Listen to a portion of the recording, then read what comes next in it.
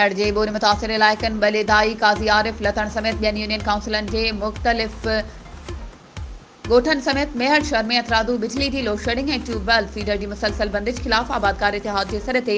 16 ॾींहं बि रिझूं काहे एहतजाजी मुज़ाहिरो करे सेप्को ऑफिस के मुख गेट आॾो रिढ़ियूं बीहारे सेप्को अमलदारनि जा नाला लिखी धरणो हणी अलामती बुख हड़ताल जारी रखी मुज़ाहिरीन बिजली की लोड शेडिंग और ट्यूबवेल फीडर की बंदिश खिलाफ नारेबाज़ी कंदा रहा।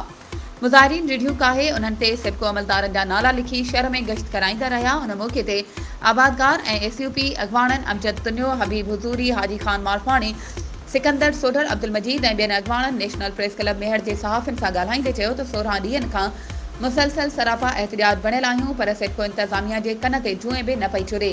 जंहिं करे अॼु रिढ़ियूं काहे उन्हनि ते सेप्को अमलदारनि जा नाला लिखी एहतजाज करे रहिया आहियूं त जीअं आला अख़्तियारनि खे ख़बर पइजी सघे। वधीक ख़बरुनि ऐं अपडेट्स जे लाइ असांजे चैनल खे सब्सक्राइब कयो ऐं हा, बेल आइकन खे प्रेस करणु न विसारिजो त जीअं असांजी हर नई अचण वारी वीडियो तव्हां ताईं पहुची सघे।